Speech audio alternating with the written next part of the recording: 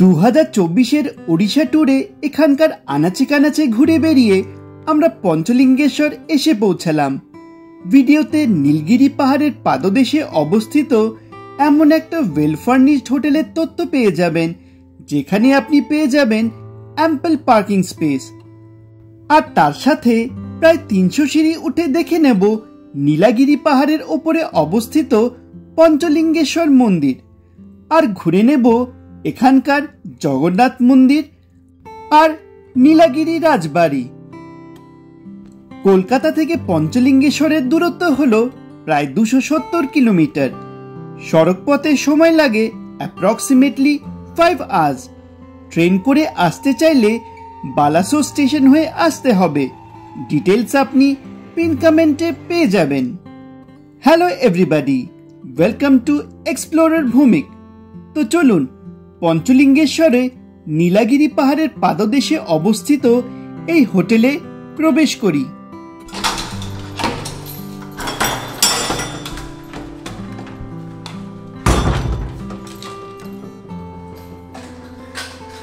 এটা কি রুম? এটা হচ্ছে ডিলাক্স রুম। Deluxe room. আচ্ছা, এর ভাড়া কত? এটা ভাড়া হচ্ছে 2000 টাকা। আচ্ছা, এখানে এসি আছে, এসি ওয়ার্ড্রোব আছে, স্মার্ট টিভি, সবই কিছু আছে। হ্যাঁ, ওখানে পাহাড় দেখতে পাবে। হ্যাঁ, আর ব্যালকনি থেকে ঠিক এই ভিউটা দেখা যায়। এটা তো সামনের ভিউটা।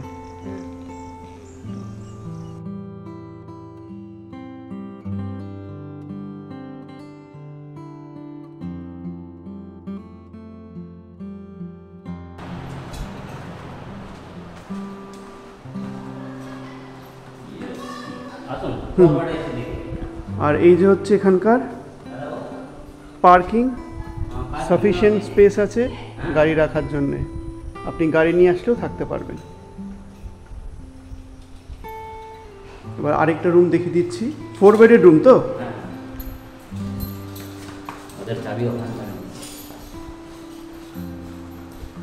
এই সাইডে ভিউটা একটু দেখে নিই আগে।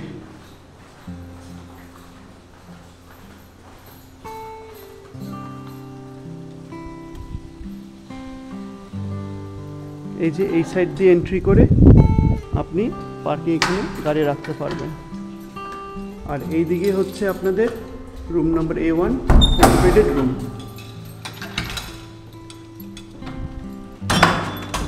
এটা এসি 4 বেড। ও, এটা হচ্ছে এসি 4 বেড।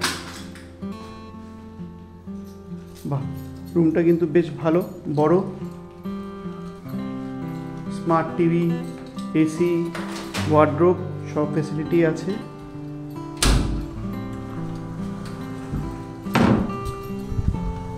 আর এখানকার ওই বারান্দা থেকে আপনি এই ভিউটা দেখতে পাবেন। চলো উপর।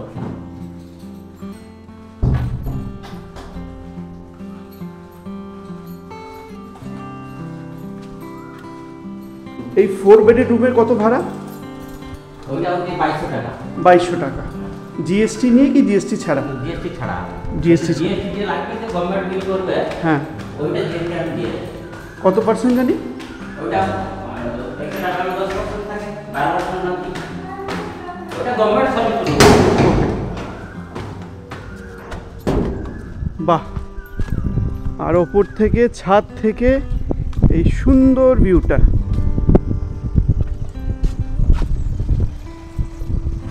পুরো অল অ্যারাউন্ড প্যানোরামিক ভিউ একটা পাওয়া যায়।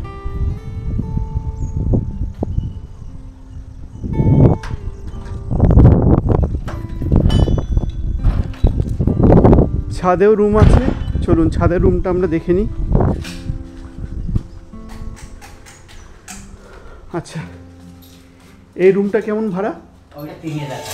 3000 টাকা। ওকে, এটা কি রুম? ওটা হচ্ছে এসি সুট।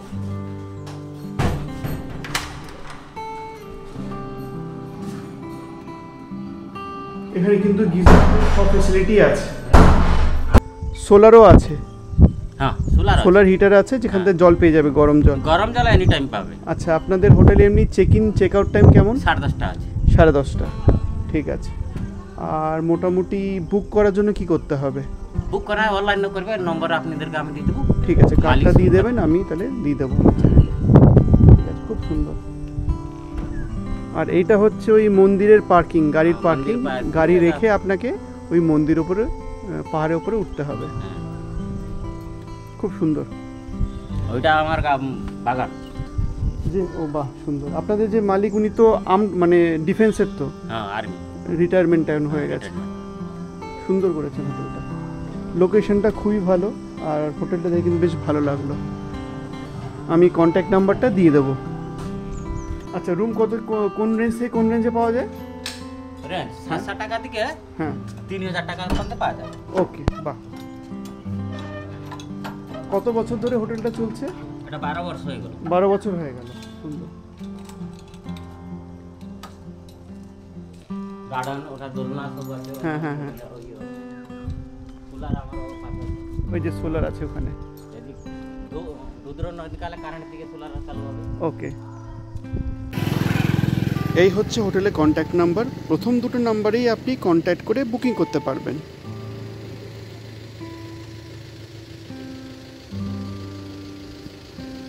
আর যদি আপনি এরকম ট্রাভেল ব্লগস দেখা পছন্দ করেন, তাহলে ভিডিওকে লাইক করে চ্যানেলকে সাবস্ক্রাইব করে বেল আইকন প্রেস করতে ভুলবেন না। পার্কিং স্পেস থেকে মন্দিরের এন্ট্রি গেটে পৌঁছানোর জন্য অনেকটা রাস্তা হেঁটে যেতে হয়। রাস্তার দুধারে প্রচুর স্টলস আছে, যেখান থেকে আপনি পুজোর সামগ্রী আর গিফট আইটেমস কিনে নিতে পারবেন। আচ্ছা দাদা, মন্দির কটা থেকে খোলে? মন্দির 5টার সময়, 6টার সময় খুলে গেছে। 6টার সময় খুলে গেছে? পুরো সন্ধ্যা 5টা হলে বন্ধ হবে। দুপুরে বন্ধ থাকে? না, কোন সময় বন্ধ হয়নি। এন্ট্রি গেট থেকে মন্দির অবধি পৌঁছানোর জন্য অ্যাপ্রক্সিমেটলি 300 সিঁড়ি পড়বে। থ্রু আউট দ্য রুট কিছুক্ষণ পর পর এরকম বসার জায়গা করা আছে, যেখানে আপনি ক্লান্ত হয়ে গেলে কিছুক্ষণ বসে রেস্ট নিতে পারবেন আর এনজয় করতে পারবেন নীলাগিরি পাহাড়ের এই দৃশ্য।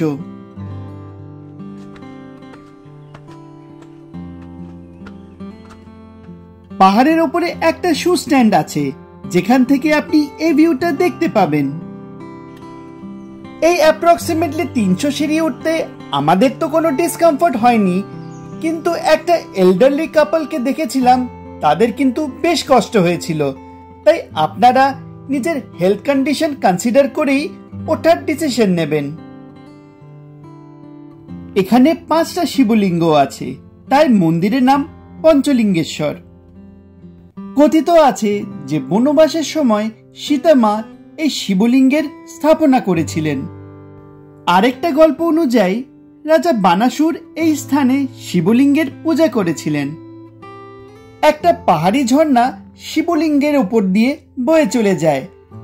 বর্ষার সময় যখন জলের স্রোত অনেক বেশি থাকে, তখন শিবলিঙ্গকে স্পর্শ করা একটু ডিফিকাল্ট হতে পারে, কিন্তু শীতের সময় একটু ইজি হয়ে যায়। শিবলিঙ্গের ভিডিওগ্রাফি অ্যালাউড না, তাই দেখাতে পারলাম না। আর বাই দ্য ওয়ে, ভিডিওটা ভালো লাগলে ভিডিওকে লাইক করে চ্যানেলকে সাবস্ক্রাইব করতে কিন্তু ভুলবেন না।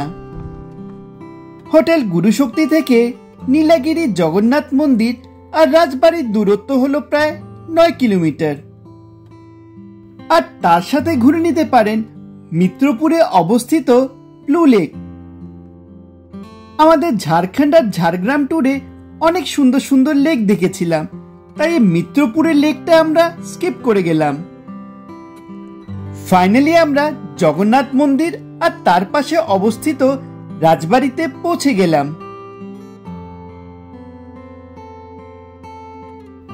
এই নীলাগিরি রাজবাড়ি রাজা সাধু মান্ধাতা বানিয়েছিলেন।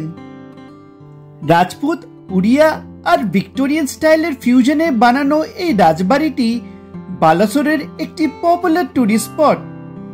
প্রবেশ করার সাথে সাথেই বাঁদিকে চোখে পড়বে কনক দুর্গা মন্দির। এই রাজবাড়ির কিছুটা অংশ রেস্টোর আর রেনোভেট করা হয়েছে। রাজবাড়ির মেন অ্যাট্রাকশন হলো এখানকার ক্লক টাওয়ার আর ছাউ মণ্ডপ। জানতে পারলাম যে 39 জেনারেশনের রাজা মহারাজা জয়ন্ত চন্দ্র মরোডরাজ হরিচন্দন এখনো নাকি এই রাজবাড়িতে থাকেন? আমার মনে হয় অ্যাটলিস্ট 20 রুপিস এন্ট্রি ফিস নিলে এই রাজবাড়ির আরো বেটার মেনটেনেন্স হতো। আপনাদের কি মনে হয়? রাজবাড়ির পাশে অবস্থিত জগন্নাথ মন্দিরে ভিডিওগ্রাফি অ্যালাউড না, তাই মন্দিরের ভেতরও ভিডিও দিতে পারবো না। পঞ্চলিঙ্গেশ্বর ভ্রমণের পরে আমরা বেরিয়ে পড়লাম ওড়িশা সিরিজের লাস্ট ডেস্টিনেশনের উদ্দেশ্যে। লাস্ট ভিডিওতে শেয়ার করে নেব পঞ্চলিঙ্গেশ্বর, বালাসোর আর বাগদা দুবলাগড়ি সেক্টরের সব থেকে প্রিমিয়াম হোটেলের ব্যাপারে।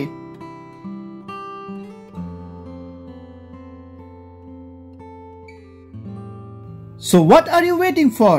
Subscribe to my channel, কারণ খুব শিগগিরই আসতে চলেছে বাগদা দুবলাগড়ি ট্রাভেল ব্লগ।